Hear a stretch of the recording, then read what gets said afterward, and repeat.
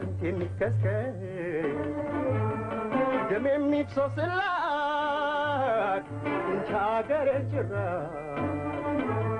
አይደፍራትም ጠላት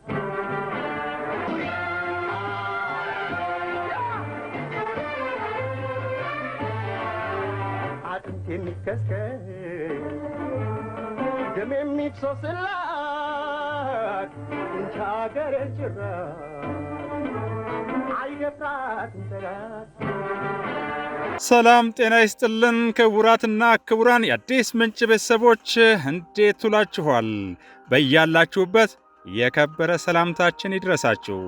ዕለቱ ነሐሴ 2 ቀን 2018 ነው። ለሰዓቱ ያዘጋጀንላችሁ አንድ አበይት ርዕሰ ጉዳይ አለ። ወደ መረጃው እንገባለን። ከመረጃው ጋር አብሬያችሁ ቆይታ የማደርገው የእናንተው ውብሸት ታዬ ነኝ።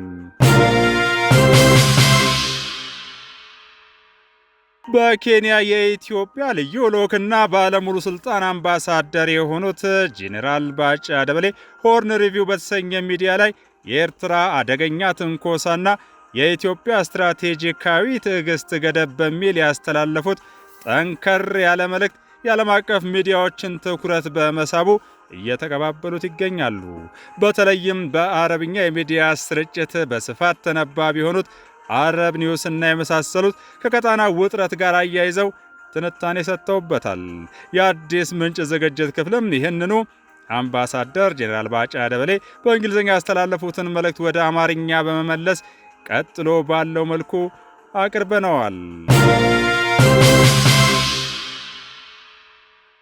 እንደ አውሮፓውያኑ አቆጣጠር ኦገስት 3 ቀን 2026 የኤርትራ መንግስት ከፍተኛ የጦር አዛዦች ወደ ኢትዮጵያ ግዛት በመግባት የኤርትራን ግዛት ተምሳሌት የሆነውን የኤርትራን ባንዲራ በግልጽ በማውለብለብ ማናለብኝነት በከፍተኛ ደረጃ ይፋ በሆነበት ሁኔታ ትንኮሳቸውን ያካሄዱ ሲሆን በዚሁ ትንኮሳ በመታጀብ ወደ ድንበር ከተማዋ ዛላምበሳ ዘልቀዋል።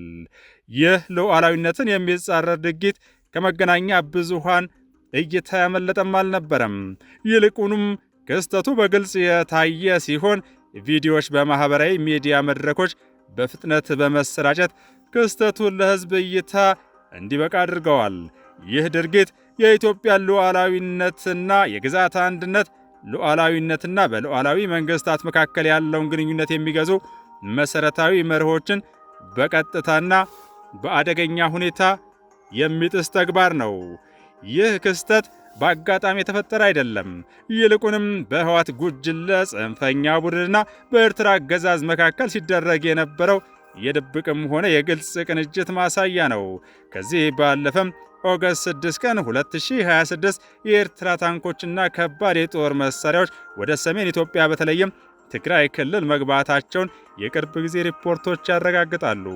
ጽምዶ በሚል ስያሜ በተፈጠረው በዚህ ጥምረት የኤርትራ መንግስትና የህወሓት ጉጅለ ጽንፈኞች በኢትዮጵያ ፌዴራላዊ ዲሞክራሲያዊ ሪፐብሊክ መንግስት ላይ ይፋዊ የሆነ የትጥቅ ዘመቻ ጀምረዋል። የህወሓት ጉጅለ ቡድን ከፍተኛ አመራሮች በፌዴራል መንግስቱ ላይ ወታደራዊ ጥቃት ለመክፈት ዝግጅት ማጠናቀቃቸውን በይፋ አውጀዋል። የፖለቲካ ህልውናቸውን ለማረጋገጥ ሲሉ ከኢትዮጵያ ታሪካዊ ጠላቶች ጋር የፈጠሩትን ጥምረትም በኩራት እየተናገሩ ይገኛሉ። ዓላማቸው የኢትዮጵያን ሀገርና ህገ መንግስታዊ ስርዓት በማፍረስ የራሳቸውን የወደፊት ዕጣ ፈንታ ማረጋገጥ ስለመሆኑም ይገልጻሉ። በተጨማሪም ልክ እንደ ኤርትራው መንግስት አምባገነናዊና ወታደራዊ የአፈና ስርዓት በትግራይ ወጣቶች ላይ አስገዳጅ ወታደራዊ አፈሳና ምልመላውን አጠናክረው ቀጥለዋል። የኢትዮጵያ መንግስት ሉዓላዊነቱ ሲደፈር ዝም ብሎ ሊመለከት አይችልም። በተለይም የትግራይ ተወላጆችን መብትና ደህንነት የመጠበቅ ህገ መንግስታዊና ሞራላዊ ኃላፊነት አለበት። በአሁኑ ወቅት የትግራይ ወጣቶች በአክራሪ የህወሓት ጉጅለ ኃይሎች እየታፈኑ ለሱዳን ጦርነት እንደ ቅጥረኛ ተዋጊ እየተሸጡና ለፖለቲካዊ ሁከት ማስፈጸሚያነት እየዋሉ ይገኛሉ። ማንኛውም ሉዓላዊና በዲሞክራሲያዊ መንገድ የተመረጠ መንግስት ሀገሩንና ህገ መንግስታዊ ስርዓቱን በጠላት ጎረቤት ሀገር ከሚደገፍ የትጥቅ ጥቃት የመከላከል ተፈጥሯዊ ሕጋዊ መብት አለው። ኢትዮጵያ ከፕሪቶሪያው የሰላም ስምምነት በኋላ ላለፉት 2 እና ከዚያ በላይ ዓመታት በእነዚህ ተከታታይ ትንኮሳዎች ፊት ከፍተኛ ስትራቴጂካዊ ትዕግስት አሳይታለች። ኃላፊነት የሚሰማት የቀጠናው ሀገር እንደመሆኗ በአፍሪካ ቀንድ ያለውን ተሰባሪ የደህንነት ሁኔታ ማለትም በየጊዜው የሚለዋወጥና አስቸጋሪ ነገር ይበልጥ ሊያናጋ የሚችል እርምጃ ከመውሰድ ታቅባ ቆይታለች። የኢትዮጵያ መንግስት ከኤርትራ ጋር በውይይት ችግሮችን ለመፍታት ያለውን ፍላጎትም ደጋግሞ ገልጿል። በየካቲት 2026 የኢትዮጵያ የውጭ ጉዳይ ሚኒስቴር ይፋዊ የውይይት ጥሪ ደብዳቤ ቢልክም አስመራ ጥሪውን ሙሉ በሙሉ ውድቅ አድርገዋለች። የኤርትራ መንግስት ተግባር ለዲፕሎማሲያዊ ውይይት ፈቃደኛ አለመሆኑ ብቻ ሳይሆን የጎረቤት ሀገርን ሉዓላዊነትና ፖለቲካዊ መረጋጋት ለማናጋት ሆን ብሎ እየሰራ መሆኑን ያሳያል። ፕሬዝዳንት ኢሳያስ አፈወርቂ ኢትዮጵያን በማዳከምና በመበታተን እንደፈለጉ ሊዘውሯት የሚችሉባት ምድር የማድረግ የረጅም ጊዜ ስትራቴጂካዊ ሕልማቸውን እስካሁን አልተዉም። ይህ ዓላማቸው የሁለትዮሽ ግጭት ብቻ ሳይሆን የአፍሪካ ቀንድን ፖለቲካዊ መዋቅር በኃይል ለመቀየር የሚደረግ እጅግ አደገኛ ሙከራ ነው። ታሪክ እንደሚያስተምረን እንዲህ አይነት ከእውነታ የራቁ ስትራቴጂካዊ ቅዠቶች አርቃቂዎቹ ካሰቡት በላይ የከፋ መዘዝ ያስከትላሉ።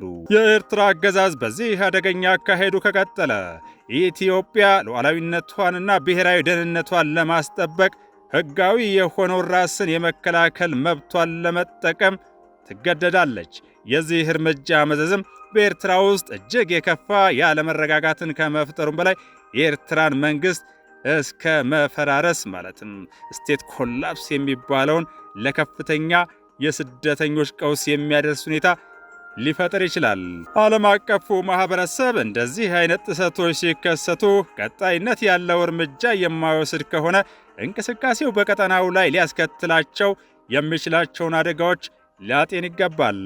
የኤርትራ መንግስት በኢትዮጵያ ግዛት ውስጥ ያሰማራቸውን ኃይሎች በአስቸኳይ ሊያስወጣና በውስጥ ጉዳይ ጣልቃ መግባቱን ሊያቆም ይገባል። ይህ ካልሆነ ግን ለሚፈጠረው አደገኛ የቀውስ አዙሪትና ሰብአዊ መዘዝ የኢትዮጵያን ሉዓላዊነት በሚጥሱት አካላት ላይ ተጠያቂነት ማምጣቱ ከቶውንም አይቀርም። አጥንት የሚከስከስ ደም የሚፍሰስላት ጡንቻ ሀገር ጭራ አይደፍራትም ጠላት